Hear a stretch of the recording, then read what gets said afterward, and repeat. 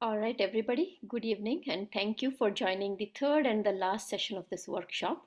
So, as you all know, GradAchiever, it's one of the websites that has been created to bring all the resources together to make the high school preparation journey easier for parents as well as the children. Again, this product or platform or website, whatever you call it, is created for the community and by the community. And with the help of great counselors like Steve, we are able to offer more and more to bring things together and make you all aware of variety of things. And given Steve has dedicated 3 hours of his time to educate us all on the secrets about getting into our dream colleges, truly appreciate that. With that said, Steve, back to you. And maybe Oh, Steve, you the are so request, kind. and Yeah, just for you, Steve, maybe around 45 minutes, if you don't mind, we'll take a break so that we can do another demo so that users here can understand our website better to be able to access it and contribute towards it.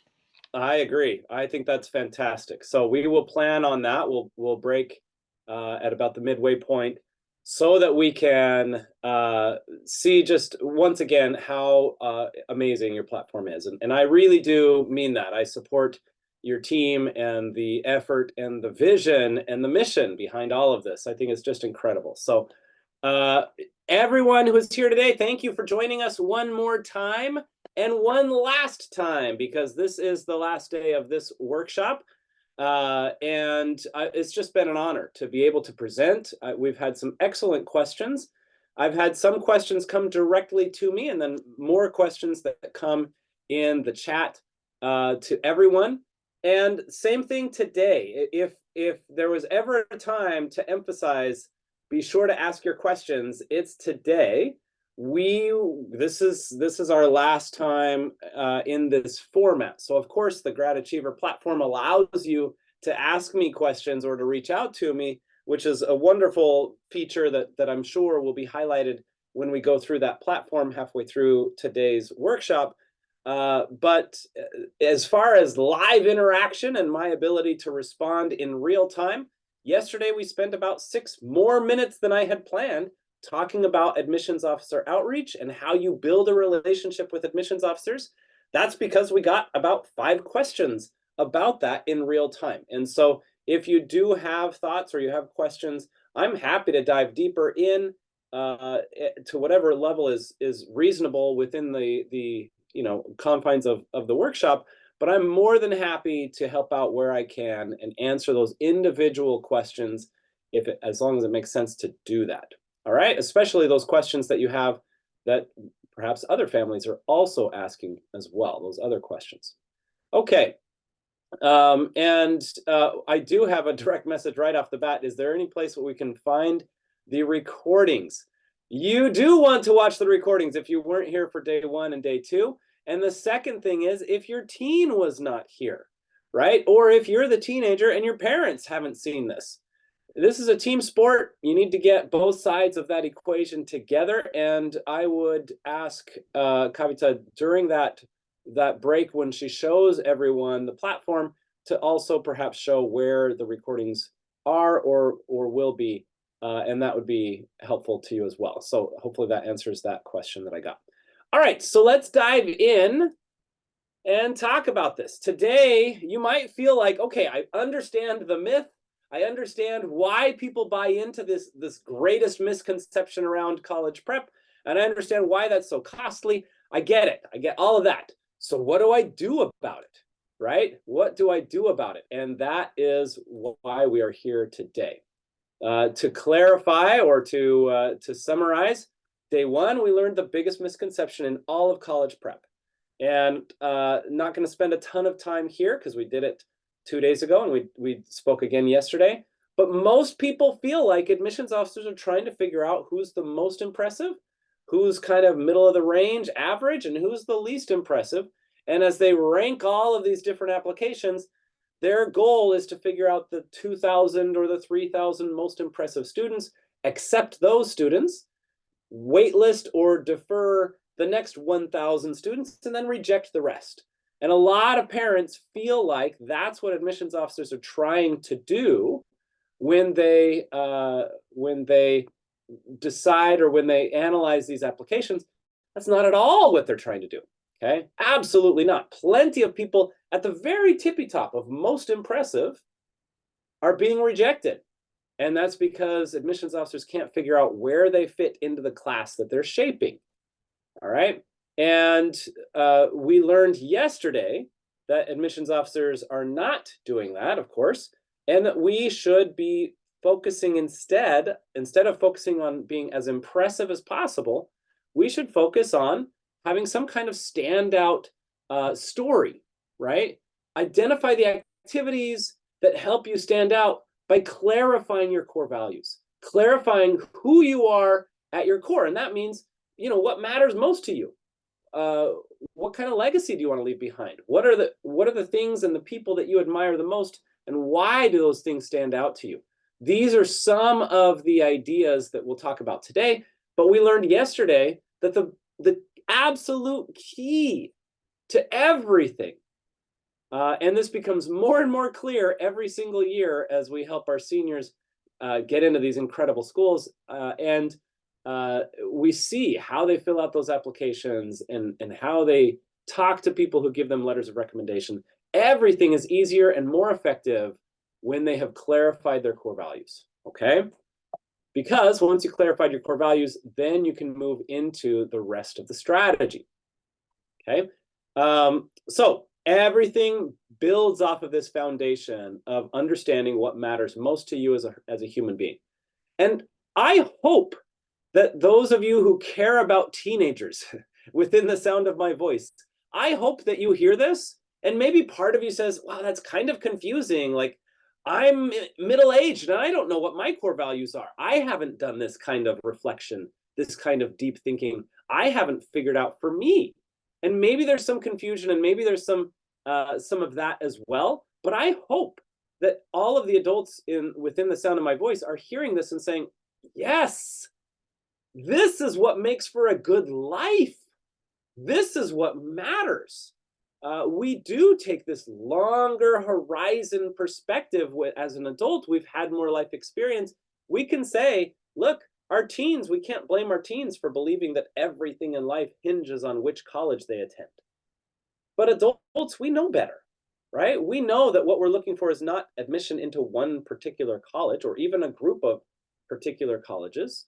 We're hoping that our teens have a very happy and meaningful and successful life, right? And happy, meaningful, successful life depends more on your resourcefulness, your self awareness, your emotional intelligence, your metacognition. It depends on these other elements that all come out of clarifying who you are, much more than which college you attended. Okay?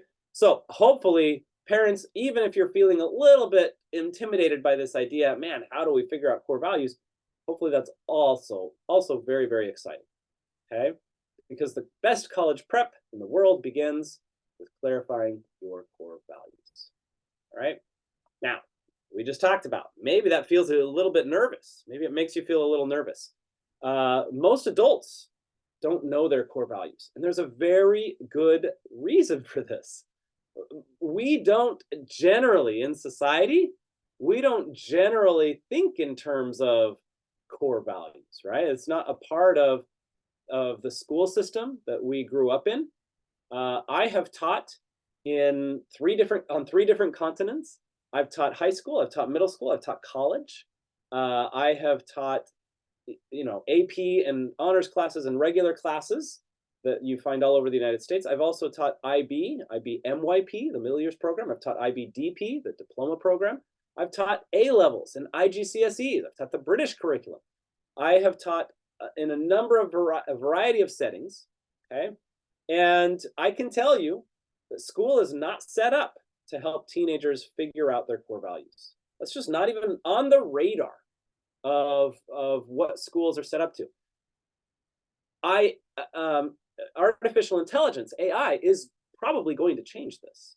At some point, schools are going to realize that knowledge is less and less valuable, and self-awareness and making connections between knowledge and converting knowledge into problem solving is what matters. And so at some point, I think school systems will adjust, but that's not what this workshop is about.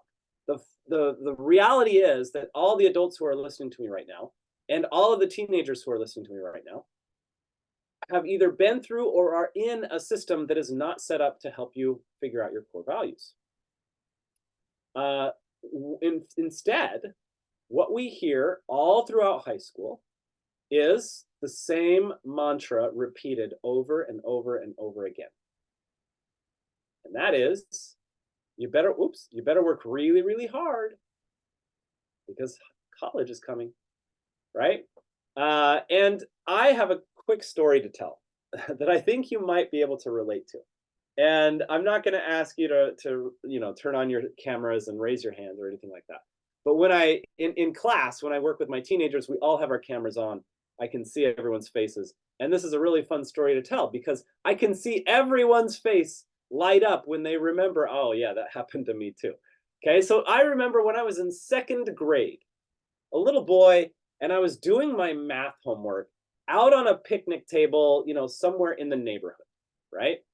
And my next door neighbor was a girl in third grade. And she ran up to me and she kind of looks over my shoulder as I'm doing my homework. And she says out loud so that everyone can hear, she says, "Oh, I remember that homework. That was so easy. I wish I could go back to second grade when homework was easy and everything was fun." And she just kept kind of speaking loudly so everyone could hear about how impressive she must be because now she's in third grade. And thinking back, it just makes me laugh. But she said things like, "You'd better work hard because third grade is not going to be so easy. You better get ready. Third grade is coming." And we laugh about that because everyone can remember a moment like that when either someone said that to us or we said it to someone else, right? "Oh, I remember that homework. Yeah, that was so easy. I used to love that. But oh, you better put your head down and get to work because it's about to get real." And in fact, teachers begin this very early on. In elementary school, they talk about how the next grade is going to be harder and you better prepare now. And then towards the end, they say, you better work really, really hard because middle school is coming. And all through middle school, we hear you better work really, really hard because high school is coming. And then in high school, it does seem to make sense that you should work really hard from elementary to middle to high school because college is coming. And so it feels so normal for a teenager to buy into this and say, yeah, I got to work really, really hard because college is coming. That's when things get real, right? And that's fine. Okay, that's okay. It's great to be prepared for the next stage. It's great to realize that we're learning and growing. That's fine. But what we're actually saying, and we see this in the evidence all around us, in just the choices that people make, in the way that people get locked into the boundaries of a high school, the finite game of a high school, right? When people believe that the only way that they can be impressive and prepare for college is to be, as outstanding as possible within the finite boundaries of a high school. And so you better work really, really hard because college is coming becomes right now is my time to prepare, right?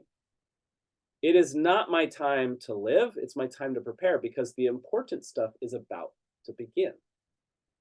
That's the underlying message here, is that life is about to begin, so now is time to prepare. And I reject that. I reject that.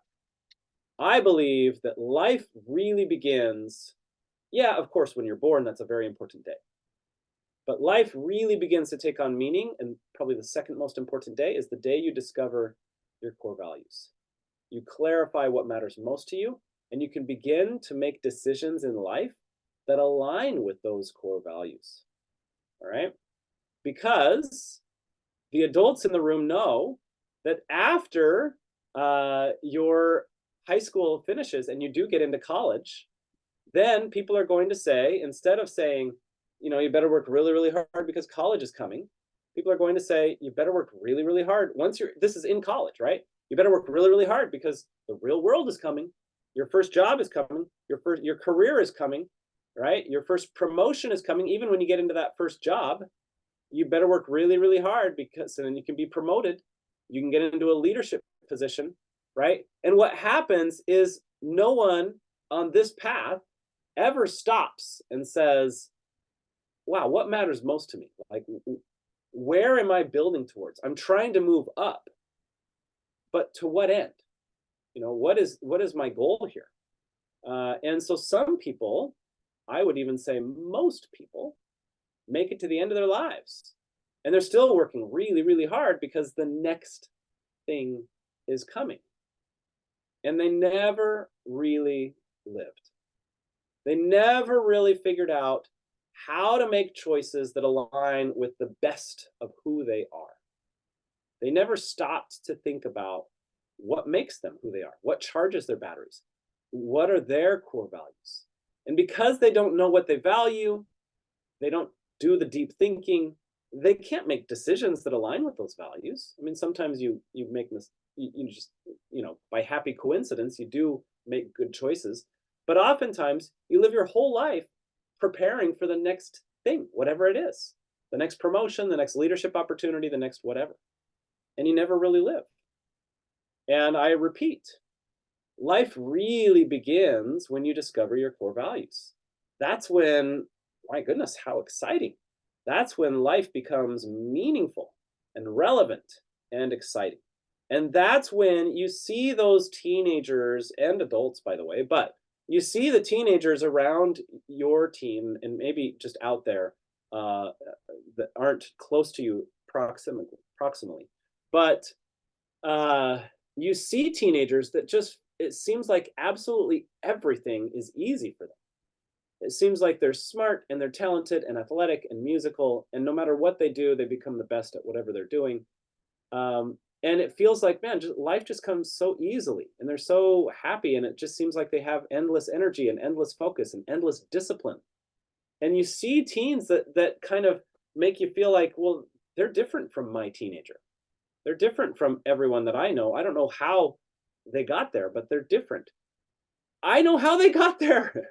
I've seen this happen over and over and over again. I've seen teens transform from insecure and looking around at what other people are doing to try to figure out how to fit in all day long, and transforming to, I can look inwardly, right? Instead of trying to copy my peers to figure out how to fit into different situations, when you understand your core values, you can look to your core values to decide what to do. And it just creates this incredible sense of confidence where everyone around you observes that things just kind of come easily for you.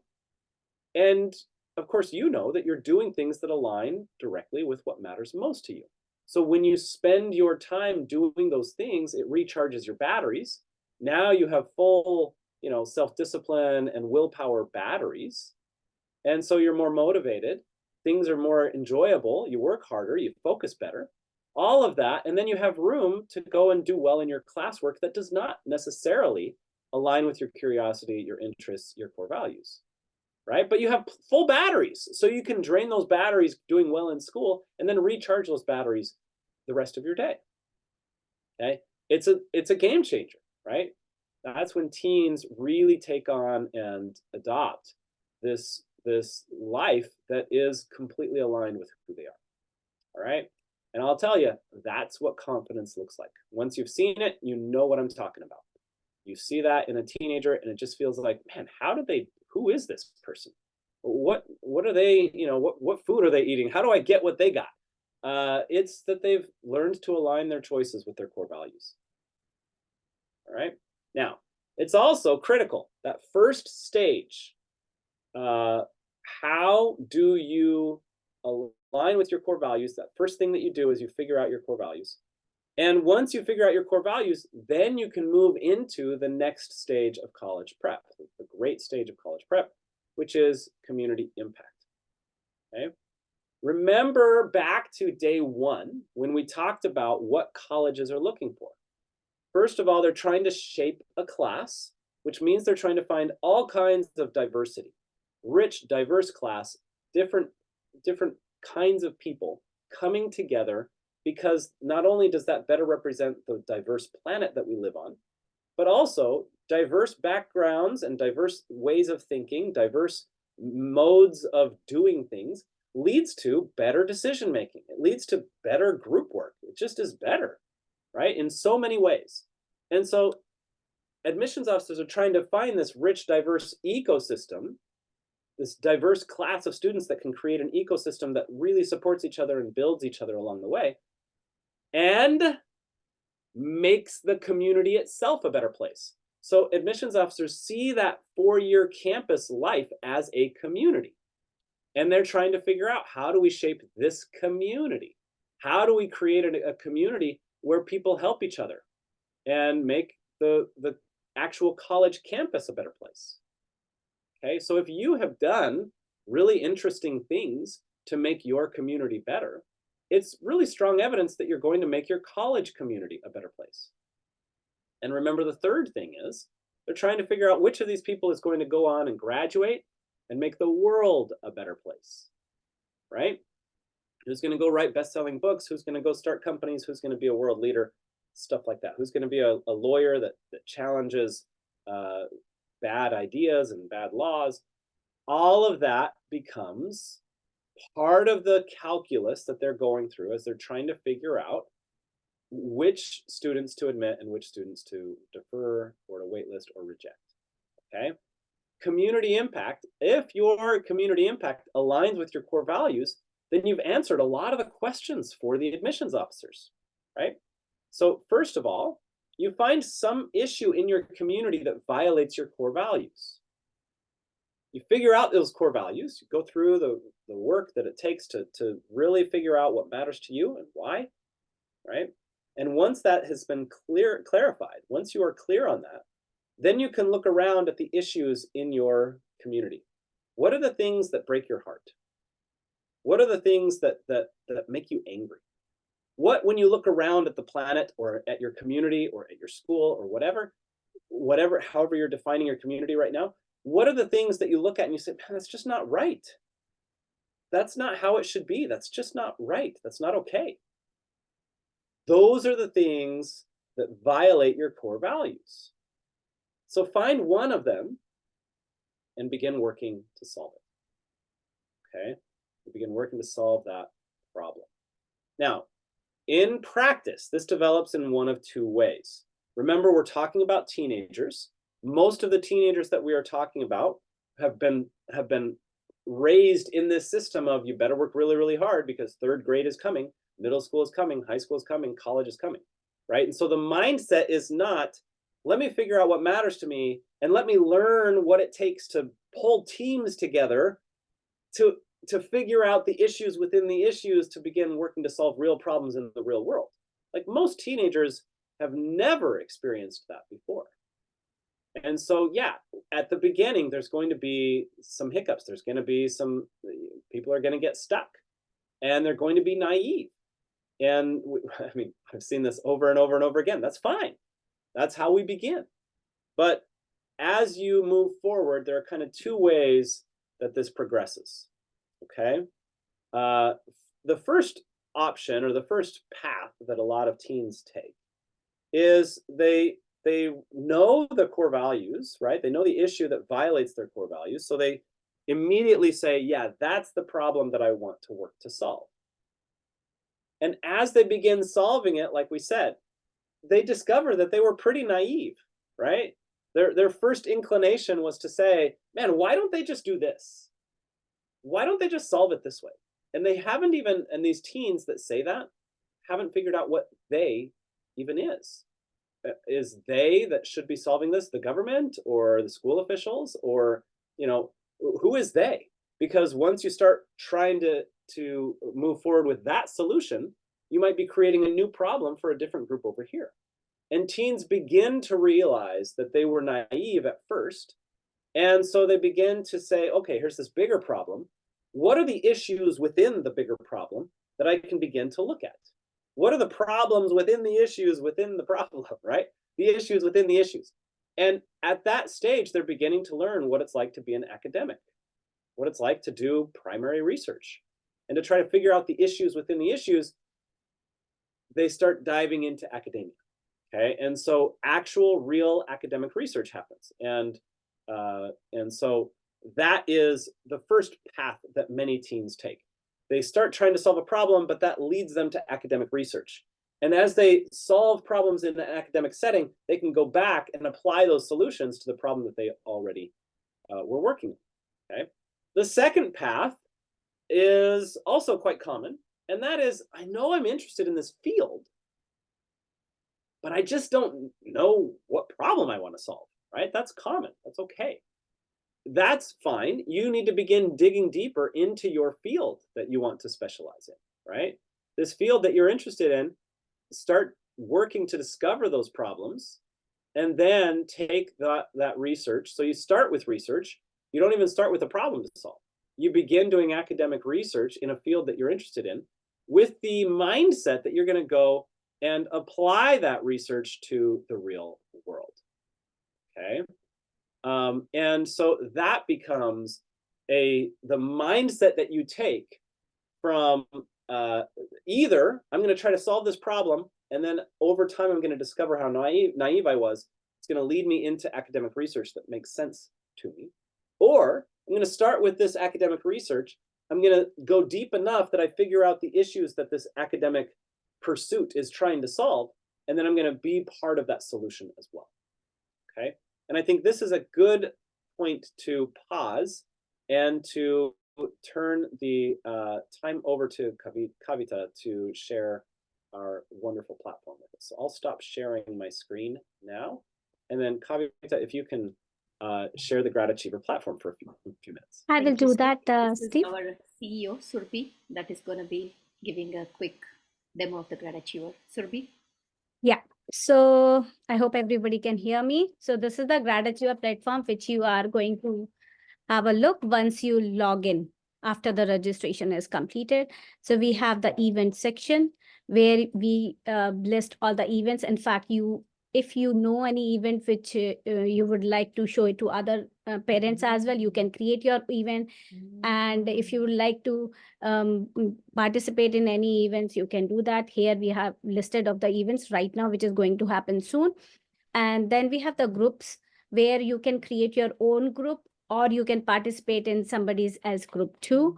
And then we have the member sections where we have lots of members. You can connect with the similar-minded parent, and then talk to anybody. If you're looking for any particular, you can search with the names and all that. Then opportunities is one of the section what we have it, where we keep posting about. This is one of the things which I always hear it. Kids are looking for the internship, scholarship, summer programs, and volunteerings. And this is the place where we keep posting. And then here you can in fact filter by high school, middle school, or undergrad, grad also.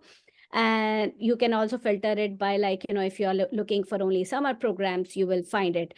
And then we have the resource section where we have the UC GPA calculator. This UC GPA calculator is for the University of California GPA calculator, where because UCs calculate the GPA differently. We have the FAQs also. If you put your details, you will get it, what exactly will be the GPA for the UC's perspective. And then we have the podcast. Here is the one where you are going to see the recording. So day 1 and day 2 is already there. Once the day 3 is done, you will see the recording here. And next comes is the high school course selection.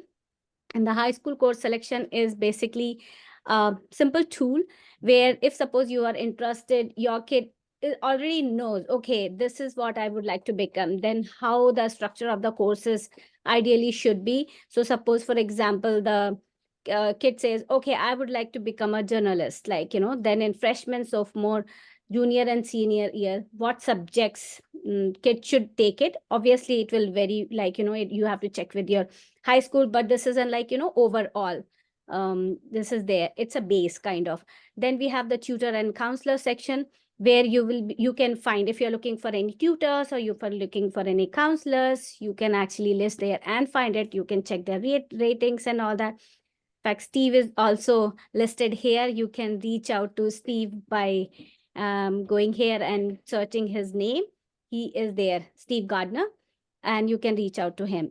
Apart from that, we have the blog section where we also write the blogs, and then if you want it, you yourself also go to this section and then blog. There will be a section called as create, and you can create your own blogs also if you already have a knowledge about something, or if you experience it. If in fact, one of the recent I was actually listening is that kids also started writing their opinions, their blogs and all. So this is also a wonderful platform where they can contribute it.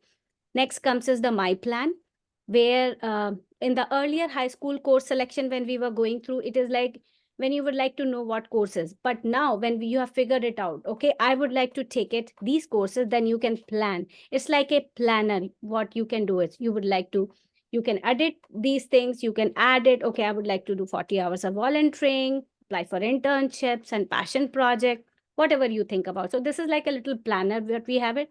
Next, we have the career quiz. If the student doesn't even know what exactly their their field of interest is, they are not sure about it, then this is a little quiz which they can take it. And once they take the quiz, and at the end it will actually kind of give them the fields which, based on their personalities and based on their traits, which fields best suits them. So this is little demo of this. We have the all the social media presence there. Please follow us. And this is the recent opportunity comes. We keep posting about new and new opportunities almost every day. And then we have, these are the recent blogs. So do check us out and register. I think that's it from my end. Over to you, Steve. Wonderful. Oh, that was such a good walkthrough once again.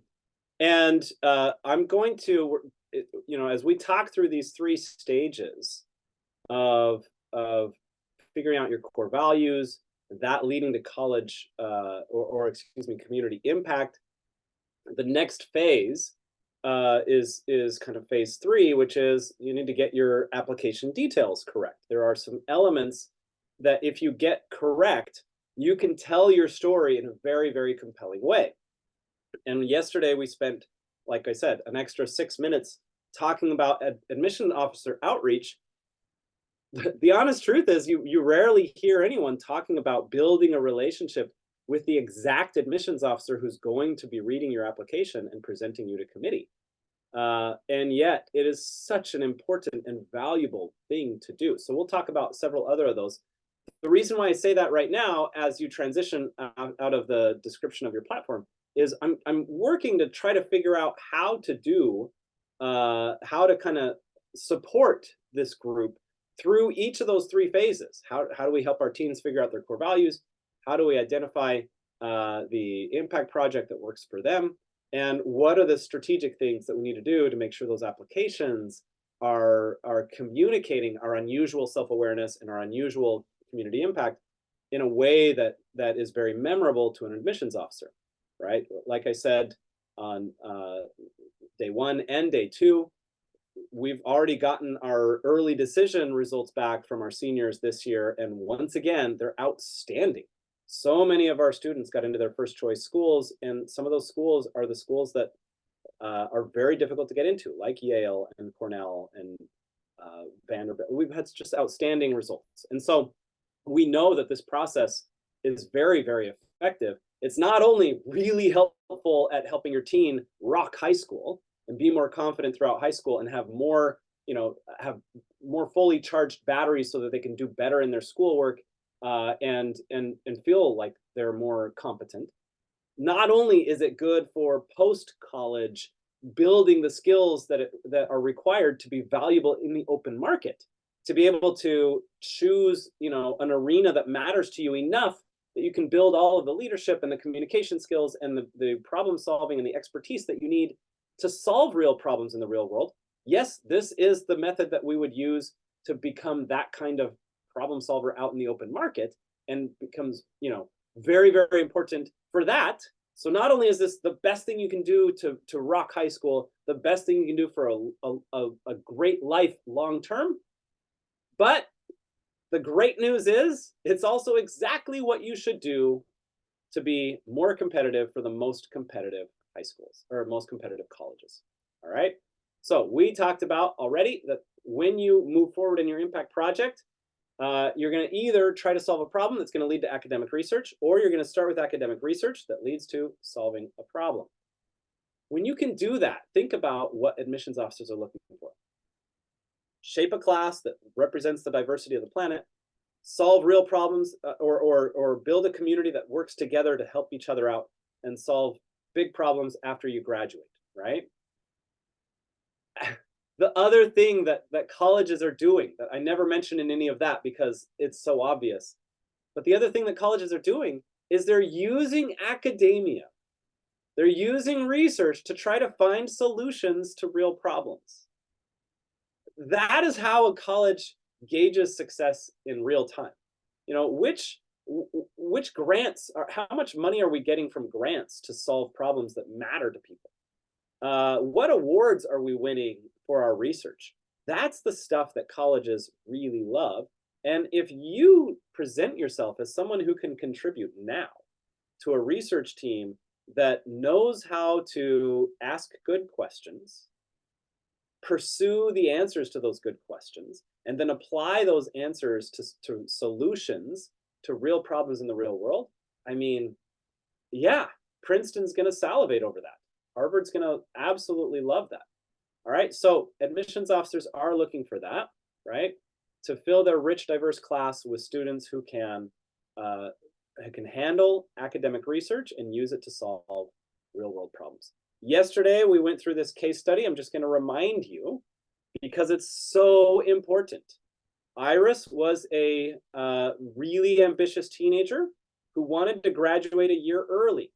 And that is the only reason that this case study exists. Her friends were a year older than her. All throughout high school, she tried to be the most impressive person possible. She constantly asked, what's most impressive to an admissions officer? And so her school offered 12 AP classes. She took all 12 of them. She took all the exams and she got 5s in all of them. Okay? Objectively impressive. She was in student body leadership. She was a varsity athlete. She was in music, straight A's, top student at her school. Everyone thought she was going to go and get into Stanford, which was her dream school, get into all the Ivy League schools that she applies to. And everyone was shocked when she was rejected from Stanford and rejected from every Ivy League school. Okay. Because she was planning to graduate a year early, she could come back for her senior year. And yesterday we talked about this, so I'm flying through this. But it took her 6 weeks, almost 6 weeks, between 5 and 6 weeks to really land on core values that she felt represented what mattered most to her. And because she clarified that, now she could move forward in every element of her application in a way that just she had so much more confidence, right? Her essays could reflect those core values. She could talk to her recommendation letter writers in a way that helped them bring out not only her core values, but the way that she lives those values in and out of the classroom. And she needed proof of those core values. So her theme was she's the person who's able to bridge differences. She's the one who's able to help people who see things differently get on the same page and understand each other. That was her theme that she arrived on. And one of those gaps is the gender gap. And one of the things that violated her core values, she loved economics. She was going to apply as an economics major to college. And every economics textbook that she had read was gender biased. So her impact project, the problem that violated her core values that she set out to solve, was to write a gender neutral economics textbook. And like I said yesterday, just for those who weren't here yesterday, haven't watched the recording yet, you know, an economics textbook takes a team of professors 2 or 3 years to write. She wrote a guide to, economics for middle school kids. And then she called it a textbook, which is a really wise thing to do. It's one of the things that I think getting help with your impact project from someone who has done this a lot, that's the sort of thing that can really, really help. But she named it appropriately and published it, distributed it to several middle schools before her regular decision applications were due. And because she did all of that, she had a really clear theme. Her admissions officer knew exactly how to present her to committee. She had evidence for her theme. And so the second time around, when she applied as a senior, she had 0 APs senior year because she'd already taken them all. And she had dropped out of every club that she was in. She was no longer in student government. She dropped out of tennis. She wasn't a varsity athlete. She had dropped out of band and orchestra. She had dropped out of everything that had previously been the stuff that she thought made her impressive, made her well-rounded, made her stand out to an admissions officer. She dropped it all. The second time she applied, her resume was objectively less impressive. It was obviously less busy. Looked like, man, what is this kid doing with her time? She's not doing anything. And it turns out that's what she needed so that she could get her project done. But she had a clear story. She had evidence for her core values. And the second time around, as you learned yesterday, she was admitted to several Ivy League schools. She was admitted to Stanford, where she is currently a senior studying economics and computer science. All right.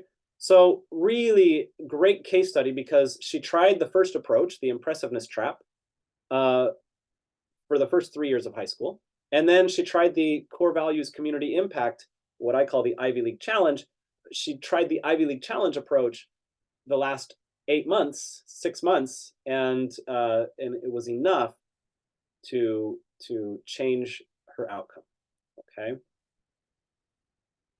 Now, if you think about it from the perspective of the admissions officer, yesterday we put ourselves in admissions officer's shoes, right? If you are looking through tens of thousands of applications, right? And personally, as an admissions officer, you're going to read about 2,000 every admissions cycle, about 2,000 applications. So you see a couple thousand applications. If you're at a selective school, almost all of these people are creating applications that are very similar, that require incredible work ethic, that require that you sacrifice your sleep, that require you sacrifice your curiosity. You don't do things that matter to you because you have to do these things that are impressive to someone else. And so you read through a couple thousand of applications like that, and suddenly you run into someone who just, their whole world is lit on fire by the stuff that they're doing, right? And not only do they love it and can't get enough of it, and it recharges their batteries and it builds their confidence and everything else. Not only that, but they are not even intimidated by the academic elements here.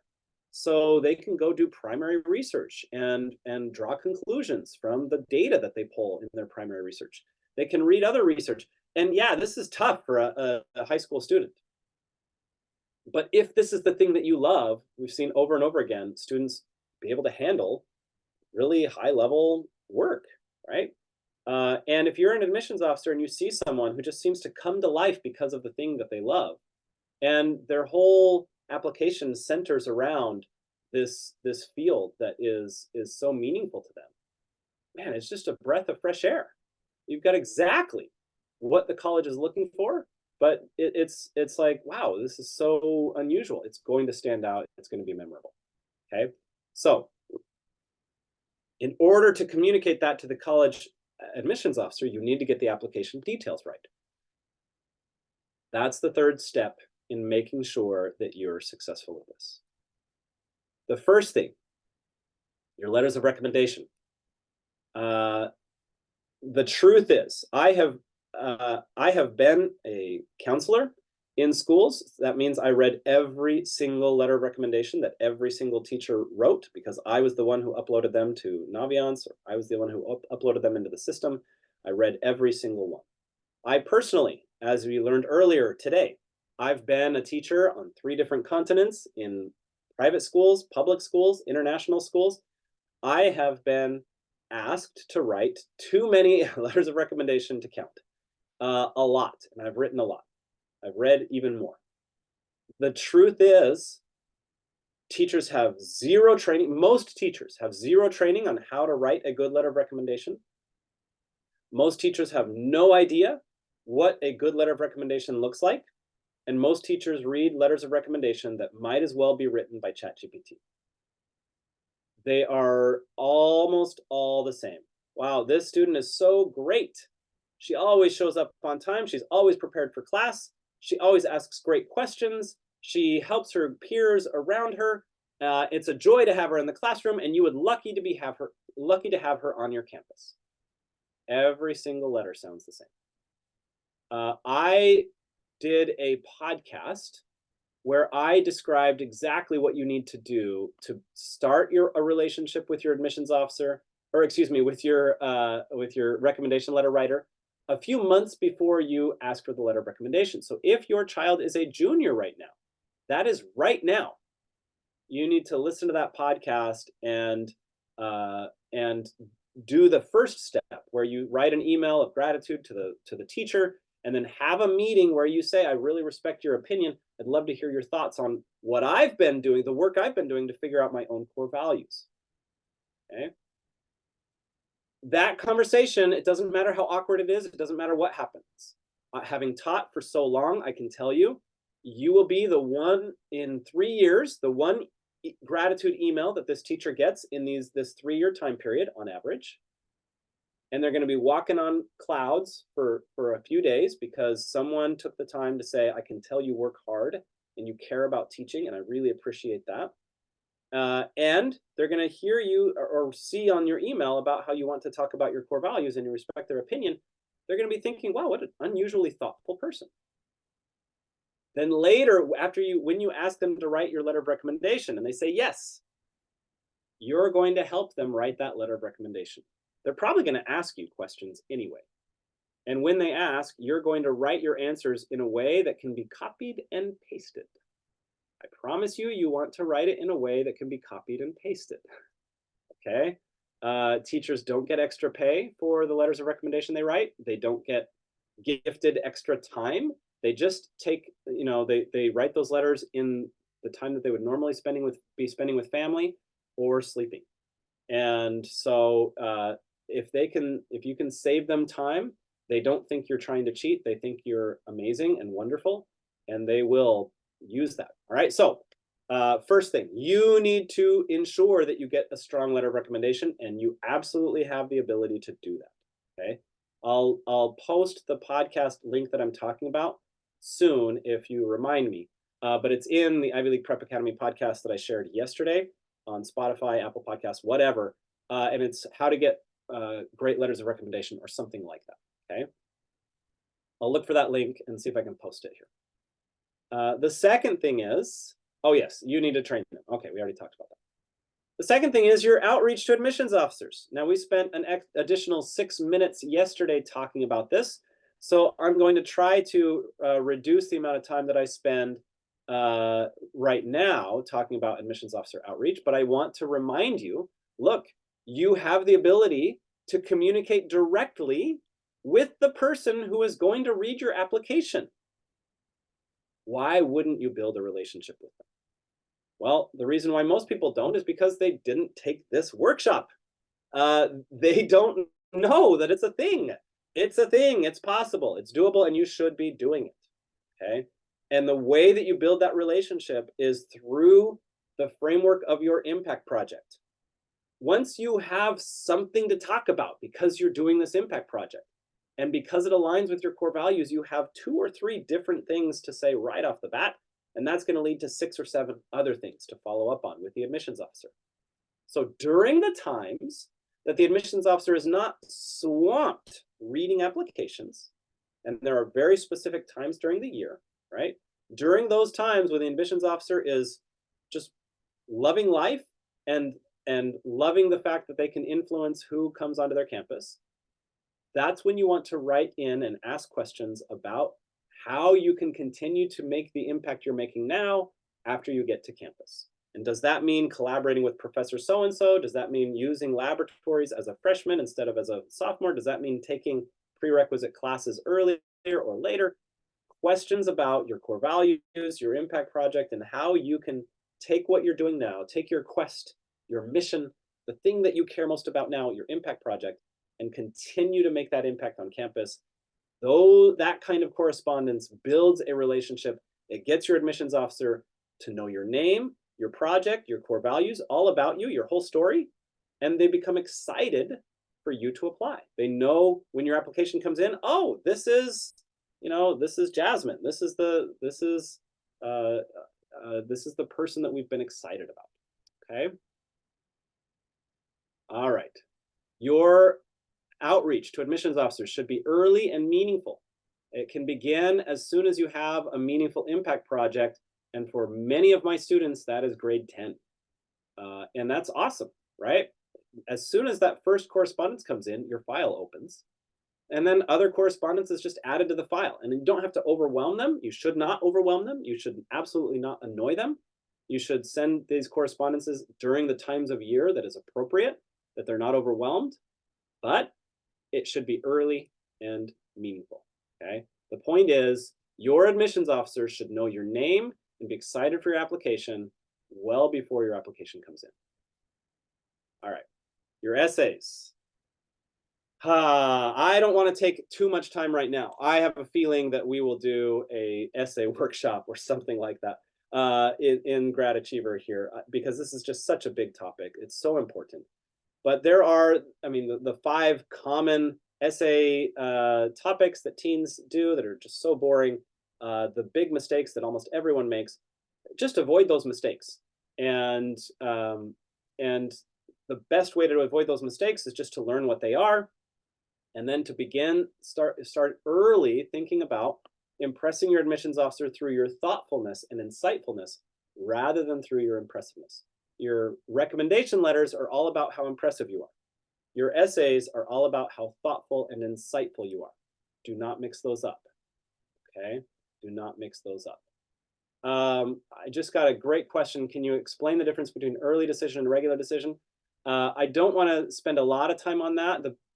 There's a little bit too much nuance there because some answers are incorrect based on which school you're talking about.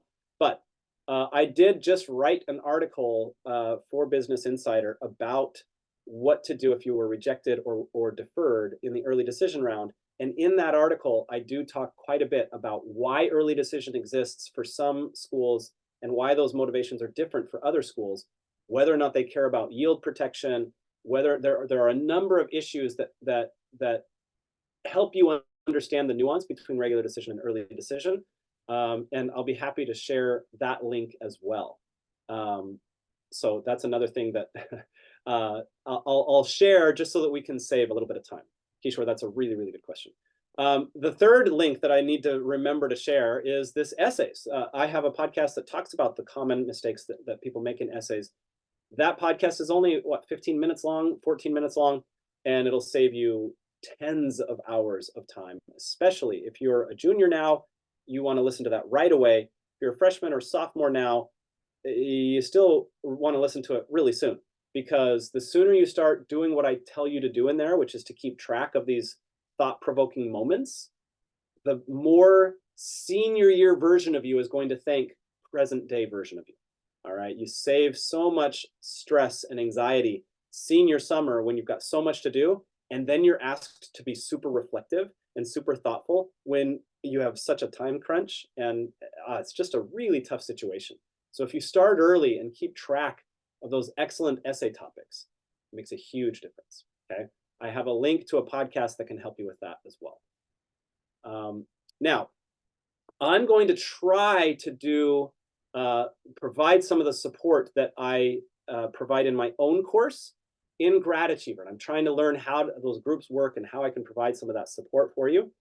But for those who want help with these 3 steps, very quickly, I don't want to overstep my welcome in the Grad Achiever. I know this is your platform, but I do think that some of you might benefit from extra help. And I just very quickly want to describe the way that I support people in a course called the Ivy League Challenge. And the Ivy League Challenge is an online course where I work in Zoom with a cohort of students.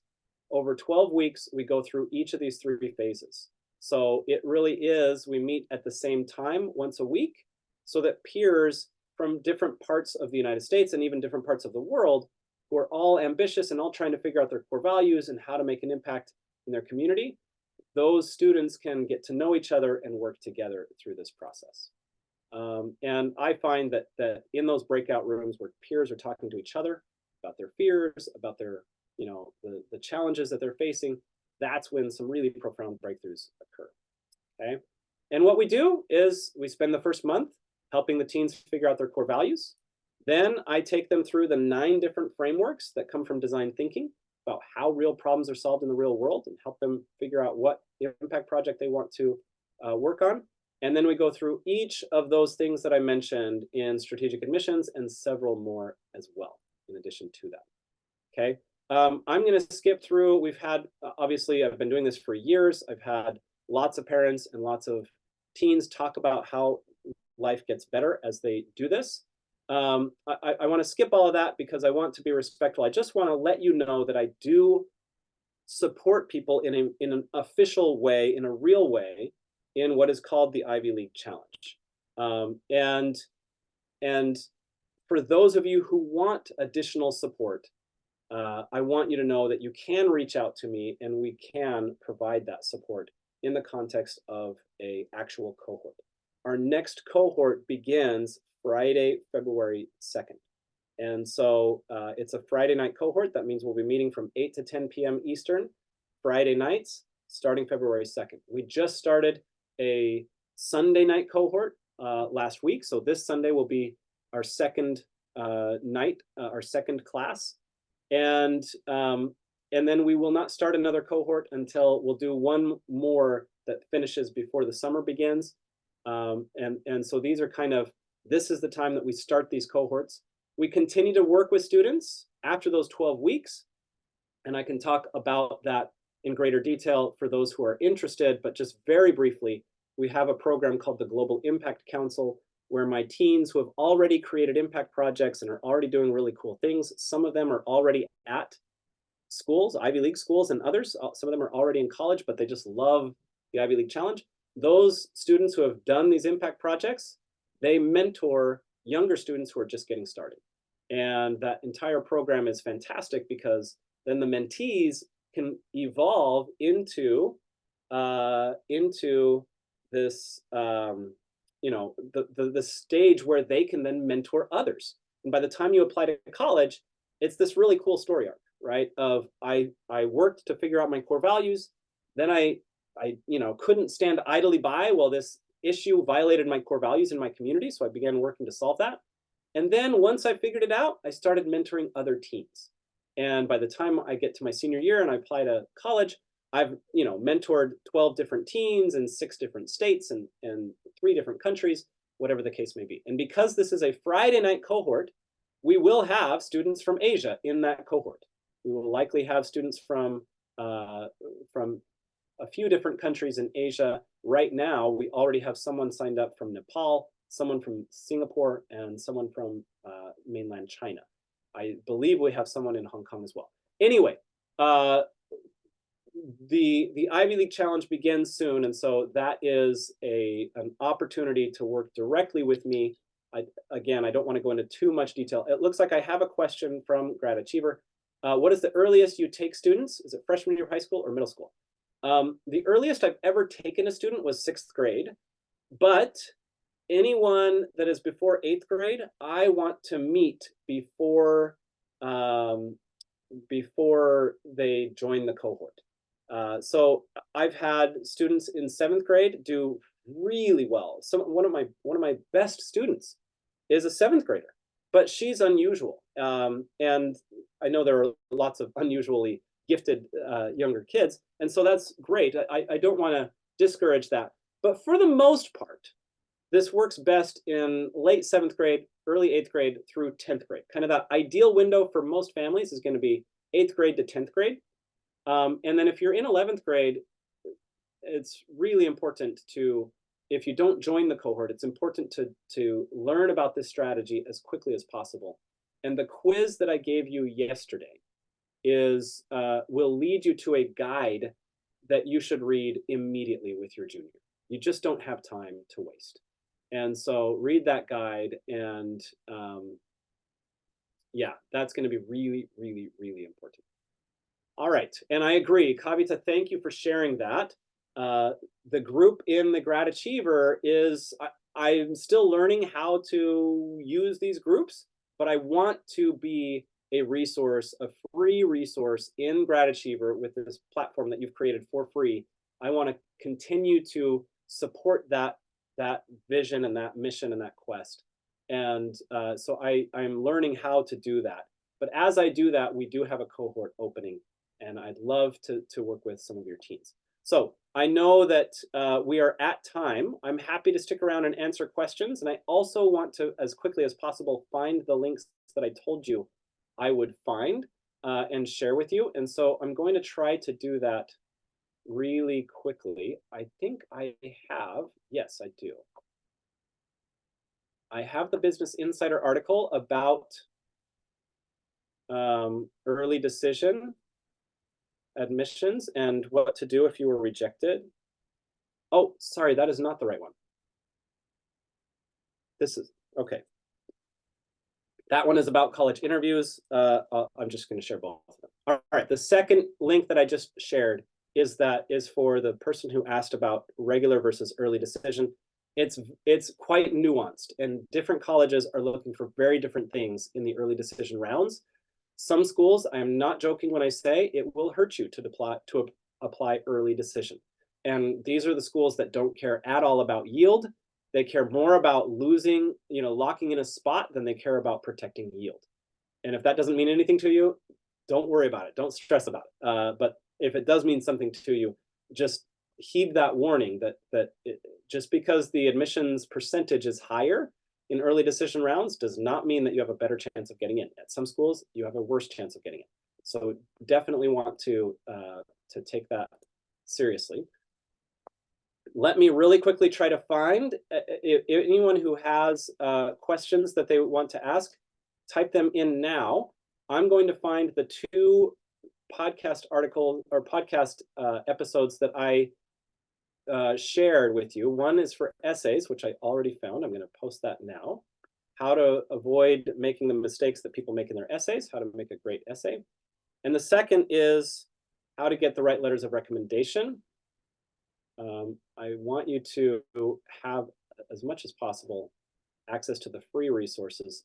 And as I find that, you can type in any questions that you have. And then if we are finished with questions, then that can be our conclusion for this workshop. But let me just try to find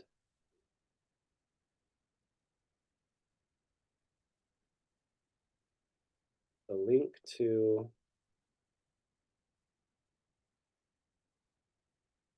good letters of recommendation. Okay, I found that link, so I'll share that also. And I will be happy to share these things in the Grad Achiever group as well. And it looks like we do not have any additional questions. So I'm going to say thank you to Grad Achiever. Thank you to all of you.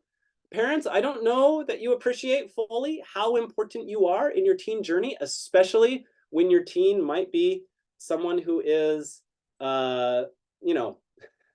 not excited about your help. Let's say it that way.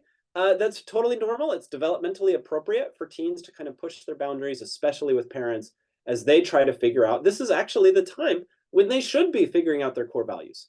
And biologically, they start to push against the boundaries that they had as a way of exploring that.